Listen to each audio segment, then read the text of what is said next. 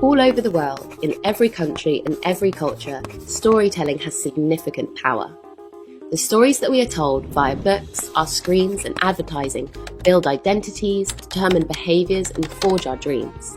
Well, Bobby, mass media in particular, shape our thinking in a lot of very powerful ways. A lot of times when I'm speaking, especially to young people, I will ask them to raise their hand, and then I will ask them to put their hand on their chin while I'm putting my hand on my cheek. And even though they know the difference between right and wrong, they see me kind of as in a position of authority on a platform with a microphone, and they just do what I do rather than paying attention to what I say. And that's really an example of the power of media and the power of big platforms. Today is can cinema cause social change? I genuinely believe it can. শিল্প সাহিত্য, cinema, নাটক, সঙ্গীত, সংস্কৃতির এই উপাদানগুলো মানুষের চিন্তাভাবনা, আচার আচরণ, জীবনবোধ, জীবন দর্শন নিয়ন্ত্রণের খুবই শক্তিশালী মাধ্যম। পোশাক পরিচ্ছদ থেকে শুরু করে হেয়ার স্টাইল, বাচনভঙ্গি থেকে শুরু করে খাদ্য তালিকা নির্বাচন, জীবনের প্রায় প্রতিটি ক্ষেত্রেই সাধারণ মানুষ পছন্দের সেলিব্রিটিদের দ্বারা প্রভাবিত হয়। বাংলাদেশ এবং পশ্চিমবঙ্গের মানুষের ভাষা এক, পোশাক আশাক, খাদ্যাভ্যাসও কাছাকাছি। পশ্চিমবঙ্গের কবি সাহিত্যিক থেকে শুরু করে রূপালী পর্দার নায়ক নায়িকা কিংবা সঙ্গীত ব্যক্তিত্বদের অসংখ্য ভক্ত ছড়িয়ে ছিটিয়ে রয়েছে বাংলাদেশে। বাংলাদেশে আগ্রাসন চালানোর জন্য এই বিষয়গুলোর সর্বোচ্চ সুবিধা নিয়ে অখণ্ড ভারত প্রতিষ্ঠার মিশনকে সফল করার জন্য ভারতের কুখ্যাত গুপ্তচর সংস্থা র আদা জল খেয়ে মাঠে নামবে তা বলাই বাহুল্য।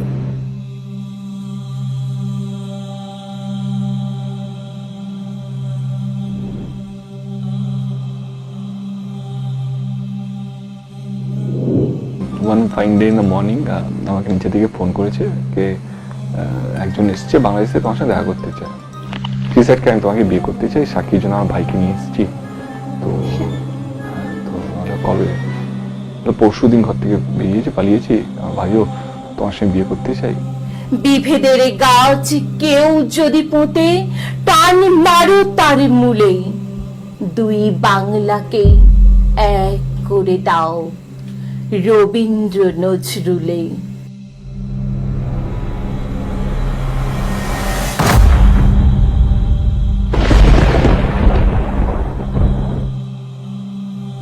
সাংস্কৃতিক অঙ্গন ব্যবহার করে গুপ্তচর বৃত্তি বা প্রোপাগান্ডা চালানো নতুন কিছু নয়। আমেরিকার কুখ্যাত গুপ্তচর সংস্থা সিআইএ এর সাথে হলিউড কিংবা এন্টারটেইনমেন্ট ইন্ডাস্ট্রির সম্পর্ক ওপেন সিক্রেট।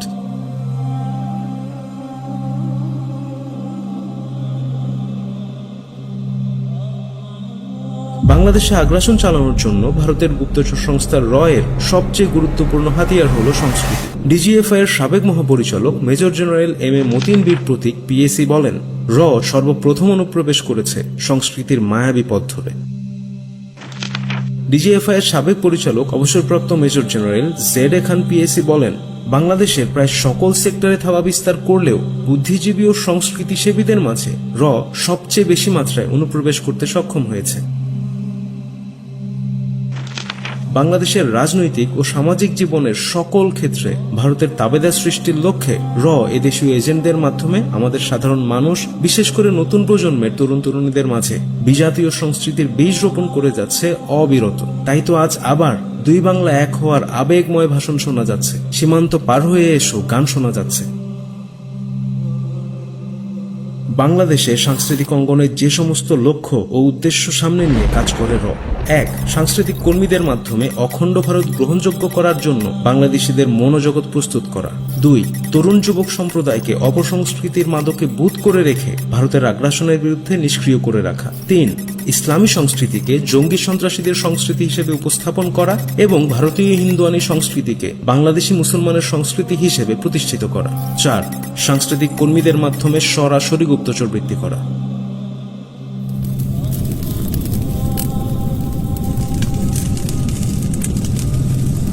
স্বাধীন দেশ বাংলাদেশে হুট করে সামরিক আগ্রাসন চালিয়ে দখল করে নিলে বাংলাদেশিরা তা সহজে মেনে নেবে না, এটাই স্বাভাবিক। তাই অখণ্ড ভারতের পক্ষে বাংলাদেশিদের মনোজগৎ প্রস্তুত করার জন্য ভারতীয় সিনেমা, সিরিয়াল ইত্যাদিকে কাজে লাগানো হয়েছে। বাংলাদেশে বিপুল জনপ্রিয় সাংস্কৃতিক কর্মীদেরও মাঠে নামিয়েছে র। বলিউডের বিখ্যাত সিনেমা গুন্ডেতে দেখানো হয় ভারত পাকিস্তানের সাথে 13 দিন যুদ্ধ করে বাংলাদেশ নামক একটি দেশের জন্ম দিচ্ছে। এখানে বাংলাদেশিদের দীর্ঘ সংগ্রাম, 9 মাসের রক্তক্ষয়ী লড়াই, আত্মত্যাগ সবকিছু অস্বীকার করা হয়। এর মাধ্যমে কৌশলে এই বার্তা দেওয়া হয় যে ভারত বাংলাদেশকে জন্ম দিয়েছে, কাজেই বাংলাদেশিদের ভালোর জন্য বাংলাদেশ দখল করে নিলেও কারো বলার তেমন কিছু থাকবে না। অন্তত পক্ষে বাংলাদেশের সব ব্যাপারে ভারত চাইলে দাদাগিরি করতেই পারে। फिर 3 कर दिया। और ये देखो इधर रिफ्यूजी कैंप है, कितना आदमी बड़ा मर रहा है, सड़ रहा है। इनका ना कोई देश, ना कोई मजहब, और ना ही कोई जुबान। साहब, हमारा देश कौन सा है? ए बुका, तुम जैसा लोगों का इस दुनिया में कोई देश नहीं है। शरणार्थी है तुम लोग, रिफ्यूजी। এপার বাংলা ওপার বাংলা এক করে দাও, এই স্লোগান তো বহু পুরনো। সিনেমার নায়ক, পরিচালক, আবৃত্তিকার থেকে শুরু করে ভারত সরকারের শীর্ষ পর্যায়ে থেকেও দুই বাংলা এক করে অখণ্ড ভারত প্রতিষ্ঠার কথা বলা হচ্ছে দীর্ঘদিন ধরে। অভিনয়ের সাথে চরিত্রগত পার্থক্য করলেও জনপ্রিয় এই অভিনেত্রী বাংলাকে 2 ভাগে ভাগ করতে চান না। আমার অরিজিন হচ্ছে ঢাকা বিক্রমপুর, তো আমার কাছে বাংলাদেশ বলে আলাদা কোনো দেশ নেই। আমার কাছে বাংলাদেশ মানে পশ্চিমবঙ্গ আর বাংলাদেশ মিলে একটা দেশ। বিভেদের গাছ কেউ যদি পোঁতে, টান মারো তার মূলে, 2 বাংলাকে এক করে দাও রবীন্দ্র নজরুলে।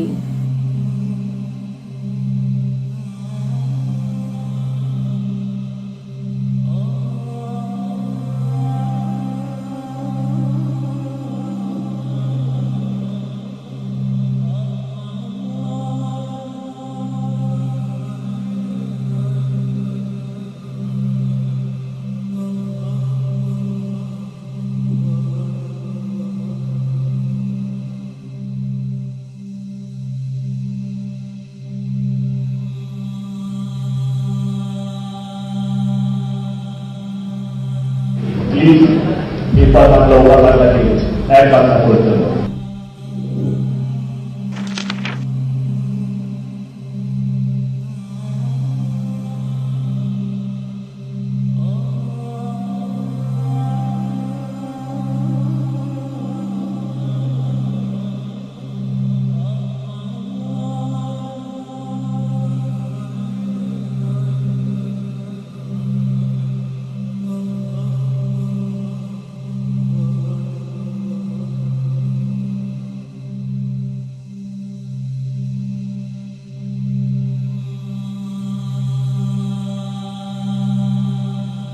ভারতের বর্তমান ক্ষমতাসীন দল উগ্র হিন্দুত্ববাদী বিজেপি অখণ্ড ভারত প্রতিষ্ঠার স্বপ্ন নিয়ে আগাচ্ছে। গত নির্বাচনে বাংলাদেশের তুমুল জনপ্রিয় কলকাতার একাধিক তারকাকে বিজেপিতে যোগদান করতে দেখা গিয়েছে।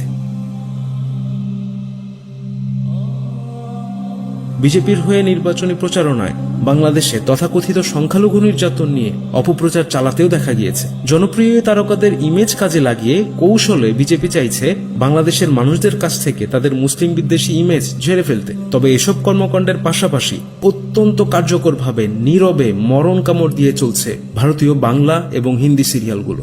বাংলাদেশের কিশোরীরা সন্ধ্যায় পড়ার টেবিল ছেড়ে টিভির সামনে বসে থাকলেও এখানকার দৃশ্য কিন্তু ভিন্ন কথা বলছে। সিরিয়াল খুব একটা দেখি না, তো ওই রাত্রিবেলা সব পড়াশোনা করে ওঠার পর ওই সারেগামাপা হয় জি বাংলায়, সেটা দেখি। এবার জানতে চাওয়া হলো পাখি কিংবা কিরণমালা তাদের কাছে কতটা জনপ্রিয়। আমাদের এখানে না মানে কিরণমালা নিয়ে কোনো মাতামাতি নেই। আমরা মানে বেশিরভাগ জন তো কোন টাইমে হয় এটাও বলে উঠতে পারবো না। ভারতের বাংলা সিরিয়ালগুলো ভারতের দর্শকেরাই দেখে না, অথচ বাংলাদেশি নারী, শিশু, ছেলে, বুড়ো থেকে শুরু করে সব বয়সী মানুষ মাদকের মতো কলকাতার সিরিয়ালে আসক্ত। মূলত বাংলাদেশি দর্শকদের লক্ষ্য করেই বানানো হয় কলকাতার এই মেগা সিরিয়ালগুলো। সিরিয়াল বানানোর ক্ষেত্রে পানির মতো টাকা ঢালতেও আপত্তি নেই ভারতীয় নির্মাতাদের। সেটের চাকচিক্য বাড়াতে খুবই সিরিয়াস কলকাতার নির্মাতারা। ইচ্ছে নদী, দৃষ্টিকুটুম, গোয়েন্দাগিন্নির সেট দেখলেই সেটা খুব ভালো করেই বোঝা যায়।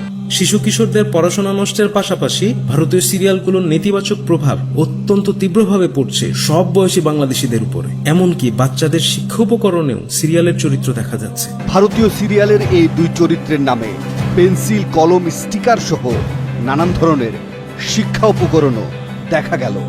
গণমাধ্যমের যে কোনো বিষয় কিন্তু বিশেষ করে অল্প বয়সী যারা, তারা অনুসরণ করে এবং অনুকরণ করে, ফলে সে নিজের জীবনে এগুলো হতে চায়। যেগুলো আসলে ঠিক আমাদের সংস্কৃতির সঙ্গে মিলে না। এত কিছুর পরেও কেন ভারতীয় এসব সিরিয়াল সম্প্রচার বন্ধ করে না বাংলাদেশ সরকার, তা বোধহয় আর বলে দেবার দরকার পড়ে না। বিশ্লেষকগণ মনে করেন, বাংলাদেশিদের পারিবারিক ও সামাজিক জীবন ধ্বংসের পাশাপাশি ভবিষ্যৎ প্রজন্মের মগজ ধোলাই করার মেগা প্রজেক্ট কলকাতার এসব সিরিয়ালগুলো।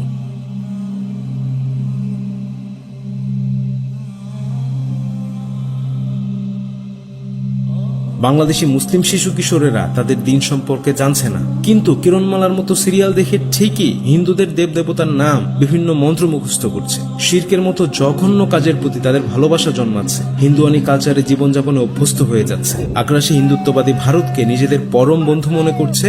আর ঠিক এভাবেই বাংলাদেশিদের মগজ ধোলাইয়ের মাধ্যমে ভারত এগিয়ে যাচ্ছে অখণ্ড ভারত গড়ার লক্ষ্যে।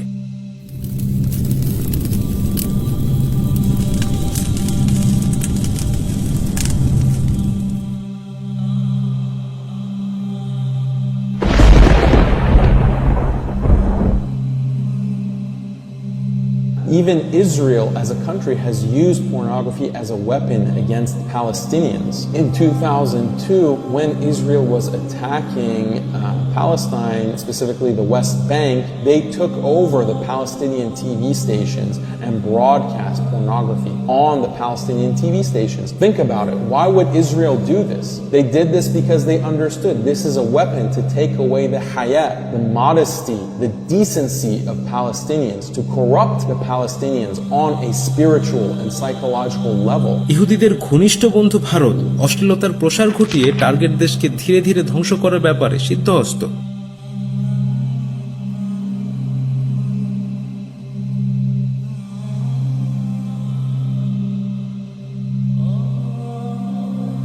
বিগত দশকে বলিউড মুভিতে যোগ হয় নতুন অনুষঙ্গ আইটেম সং।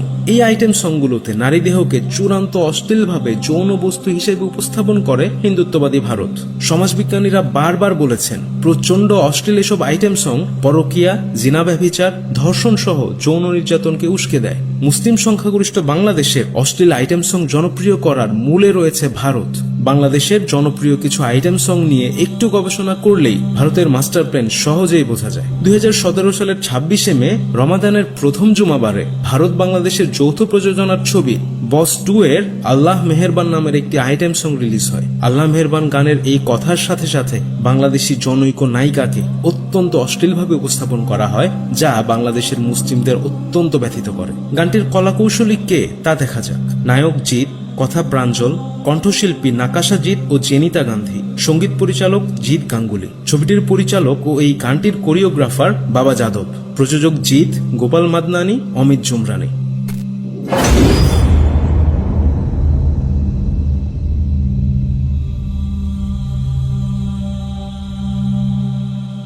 বাংলাদেশের একেবারে প্রথম দিকের জনপ্রিয় আইটেম সং ম্যাজিক মামুনি। এই গানের কণ্ঠশিল্পী, সুরকার, গীতিকার, কোরিওগ্রাফার, স্টুডিও, কস্টিউম ডিজাইনার সবই ভারতের। মালে ঢাল পানি, গাজা দেরে টানি, চড়বে নেশা, জমবে খেল, থাকলে আমদানি, নাইরে পেরেশানি, বাবা খেয়ে হাবা হয়ে নাচবো নেশার খেয়ালে, মাতাল হয়ে হিসু করব দেয়ালে, এমন সব সমাজ বিরোধী কথাবার্তা শোনা যায় হাজির বিরিয়ানি নামক আইটেম সঙ্গে। এ গানের কথা লিখেছে ভারতের প্রিয় চট্টোপাধ্যায়, কণ্ঠ ও সঙ্গীত আয়োজন ভারতের আকাশ সেনের, কোরিওগ্রাফি জায়েশ প্রধানের। বাংলাদেশের জনপ্রিয় প্রায় প্রত্যেকটি আইটেম সঙ্গের পেছনের কলাকৌশলীর অধিকাংশই ভারতীয়, আর এদের সাথে জড়িত রয়েছে ভারতের দালাল, অশ্লীলতার 2 ফেরিওয়ালা, জাজ মিডিয়া এবং শাপলা মিডিয়া। এই সেই শাপলা মিডিয়া যে কমান্ডো নামক চরম ইসলাম বিদ্বেষী সিনেমা রিলিজ দিতে চেয়েছিল, এমনকি ভারতীয় একজন সাবেক নীল ছবির অভিনেত্রীকে পর্যন্ত বাংলাদেশের আইটেম সঙ্গে নিয়ে আসার চেষ্টা করছে।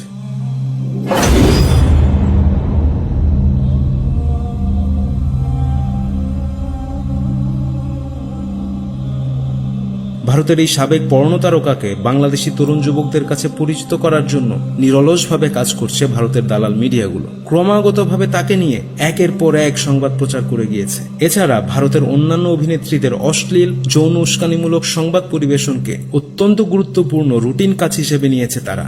বিশ্বকাপ কিংবা বিপিএল এর উদ্বোধনী অনুষ্ঠানে রাষ্ট্রীয়ভাবে ভারতীয় নর্তকীদের এনে নাচানো হয়েছে বাংলাদেশের দর্শকদের সামনে। এর মাধ্যমে আওয়ামী লীগ সরকারও ভারতীয় অশ্লীলতা প্রচারের এই নীল নকশা বাস্তবায়নের অংশীদার হয়েছে।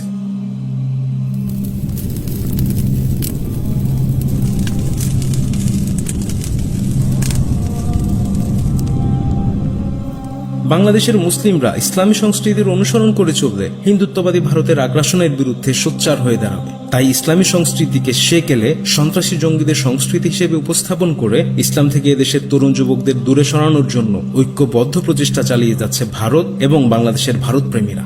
আজকে আপনি দেখবেন যে ভারতের টিভি চ্যানেলগুলো বাংলাদেশের ঘরে ঘরে দেখা হচ্ছে, কিন্তু বাংলাদেশের টিভি চ্যানেল ভারতে দেখানো যায় না। ভারত সরকার বলে যে ভারতীয় ব্যবসায়ীরা নাকি, কেবল ব্যবসায়ীরা নাকি বাংলাদেশের টিভি নেওয়ার ক্ষেত্রে রাজি নয়, অথচ ভারত রাষ্ট্রীয়ভাবে এটা বন্ধ করে রেখেছে।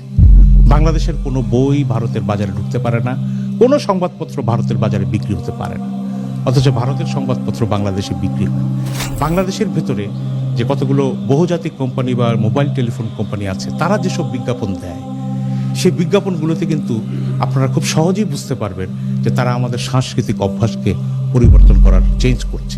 যেমন গ্রামীণ ফোনের একটি বিজ্ঞাপন ছিল যে আলো আসছে, একটা ঘরের ভিতরে কয়েকটা বালক কোরআন শরীফ পড়ছে, একটা অন্ধকারাচ্ছন্ন ঘর, কিন্তু বাইরে একটা আলোর ছটা দেখে তারা কোরআন শরীফ বাদ দিয়ে তারা বাইরে চলে গেল।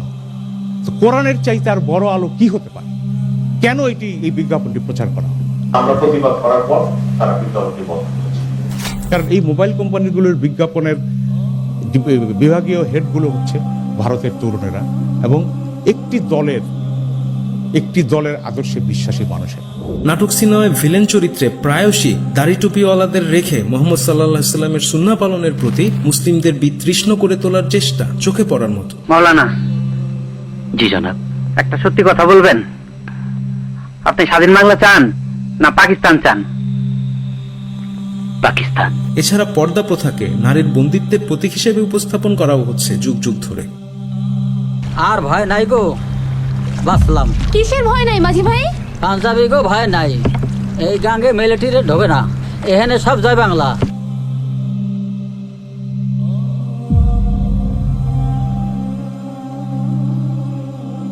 বলিউডের বিভিন্ন মুভিতেও ইতিহাস বিকৃত করে মুসলিমদের সন্ত্রাসী, জঙ্গি কিংবা লম্পট সমকামী হিসেবে উপস্থাপন করছে হিন্দুত্ববাদীরা।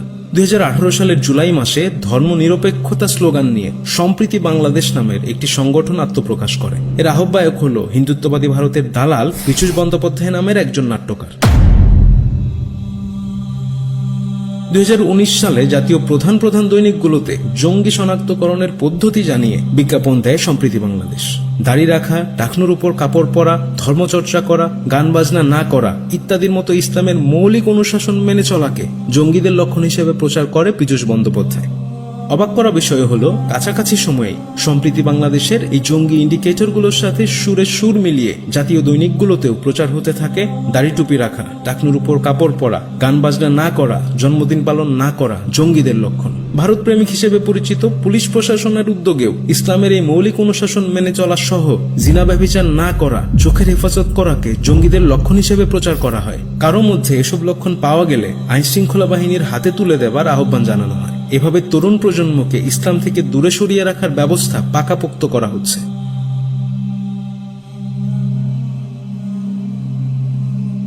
রবীন্দ্রনাথ ঠাকুর ছিল বাংলাদেশ নামক স্বতন্ত্র রাষ্ট্রচিন্তার তীব্র বিরোধী। পাশাপাশি রবীন্দ্রনাথের সংস্কৃতির মূল উপজীব্য হচ্ছে বেদ, পুরাণ, উপনিষদ। অথচ ভারত সুচতুরভাবে তার দালালদের দিয়ে রবীন্দ্রনাথের এই হিন্দুয়ানি সংস্কৃতিকেই বাংলাদেশি সংস্কৃতির অপর নাম বানাতে চাইছে। বাংলাদেশের সংস্কৃতি মানেই যেন রবীন্দ্রনাথ। বাংলাদেশে রবীন্দ্র পূজা শুরু হয়েছে বললেও বাড়িয়ে বলা হবে না। আল্লাহর হুকুম ব্যতীত অন্য কারো কোনো ক্ষতি বা উপকার করার সামর্থ্য নেই।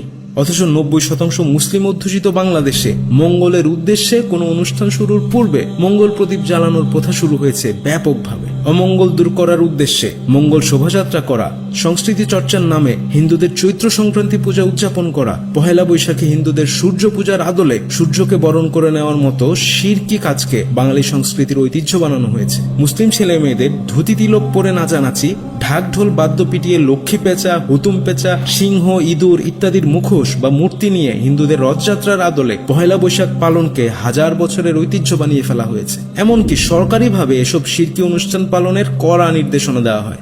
নিরাপত্তা প্রদান সহ সব ধরনের সাহায্য সহযোগিতা করা হচ্ছে। এসব ঈমান বিধ্বংসী শিরকি কর্মকাণ্ডে অংশগ্রহণ না করলে তাদের জঙ্গি, মৌলবাদী ট্যাগ দিয়ে পুলিশে ধরিয়ে দেবার আহ্বান জানাচ্ছে ভারতের দালালেরা।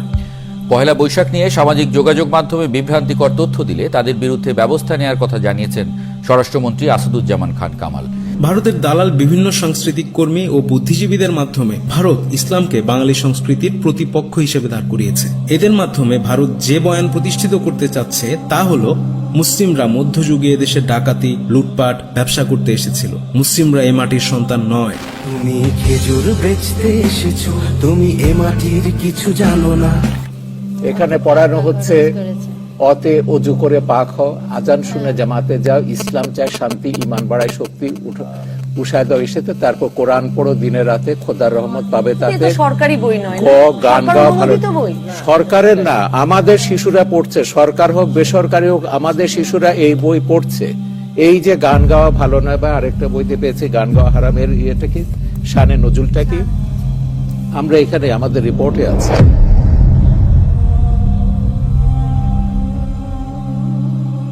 মাথায় এই চাদর পড়ার যে সংস্কৃতিটা, এটা কোত্থেকে এলো? হিজাব ওখান থেকে আসছে। ওই যে ওরা যেটা শিখে আসছে সেখানে মাথায় ঢুকিয়ে দিচ্ছে, তারা তাদের পরিবারের উপর ওটা চাপাচ্ছে। সেটা মিশরীয় ইসলামও নয়, তুরস্কের ইসলাম নয়, পাকিস্তানের ইসলাম নয়, বাংলাদেশের বা কোনো জায়গার ইসলাম নয়, সেটা একেবারে সৌদি মডেল। হিজাবের সংস্কৃতিটা এসেছে সেটা পরিবেশগত কারণে। ইসলাম আসার বহু আগে থেকে এরা পরিবেশগত কারণে তারা মাথায় কাপড় দিতে হতো মরুভূমি লু হাওয়া থেকে বাঁচার জন্য, ছেলে মেয়ে নির্বিশেষে।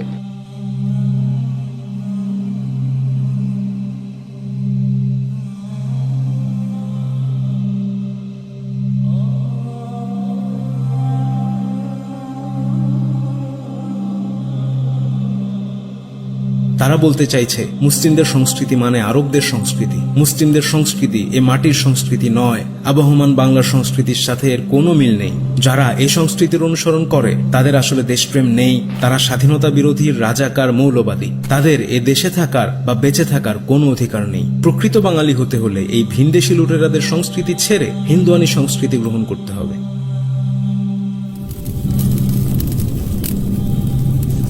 বাংলাদেশের গুলশান এবং ধানমন্ডিতে ভারতের 2টি কালচারাল সেন্টার অবস্থিত। এই কালচারাল সেন্টারগুলোতে সাংস্কৃতিক কর্মকাণ্ডের আড়ালে ভারত গুপ্তচর বৃত্তি পরিচালনা করে থাকে, এমন অভিযোগ বহু পুরনো।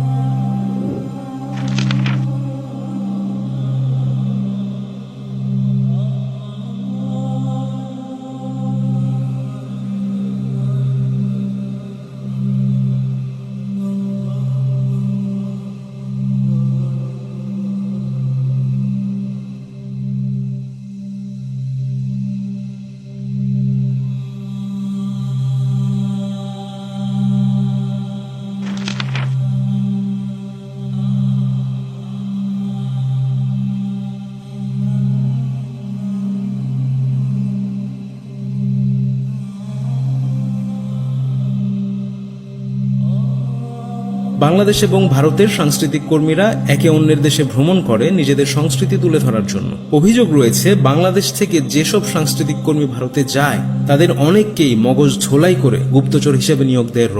আবার বাংলাদেশে আসা ভারতের সাংস্কৃতিক মিশনে র তাদের এজেন্ট ঢুকিয়ে দেয়। বাংলাদেশে এসে এসব এজেন্টরা সংস্কৃতি প্রচারের আড়ালে গুপ্তচর বৃত্তি পরিচালনা করে, সরকারের গুরুত্বপূর্ণ ব্যক্তিদের সাথে সুসম্পর্ক তৈরি করে অথবা অন্তরঙ্গ সম্পর্ক স্থাপনের পর ব্ল্যাকমেইল করে কৌশলে বিভিন্ন তথ্য হাতিয়ে নেয়। ভারতের এজেন্ট হিসেবে কাজ করছে এমন অভিযোগ উঠেছে বাংলাদেশের বেশ কয়েকজন অভিনেতা অভিনেত্রীর নামে। কলকাতার বিভিন্ন ওয়েব সিরিজ, সিরিয়াল বা সিনেমায় অভিনয় করে জনপ্রিয়তা পেয়েছে এদের অনেকেই। এদের মধ্যেকার কয়েকজন অভিনেত্রী সহ অন্য অভিনেত্রীদের লেলিয়ে দিয়ে বাংলাদেশ সরকারের গুরুত্বপূর্ণ ব্যক্তিদের অন্তরঙ্গ মুহূর্তের ভিডিও ধারণ করেছে র। এই ভিডিওগুলোর মাধ্যমে ব্ল্যাকমেইল করে ক্রমাগতভাবে ভারতের স্বার্থ হাসিল করে যাচ্ছে। দীর্ঘদিন ধরে এমন অভিযোগ বেশ জোরে সোরেই শোনা যাচ্ছে বিভিন্ন বিশ্লেষক মহল থেকে। পারিপার্শ্বিক পরিস্থিতি বিবেচনায় এমন অভিযোগ সত্য হওয়ার সম্ভাবনা শতভাগ বলে মনে হয়। তবে রিয়েলিটি চেক বিডি টিমের পক্ষ থেকে এই অভিযোগের সত্যতা যাচাই করা সম্ভব হয়নি। প্রিয় দর্শক, ভয়াবহ সংকটের মুখে দাঁড়িয়ে আছে বাংলাদেশ।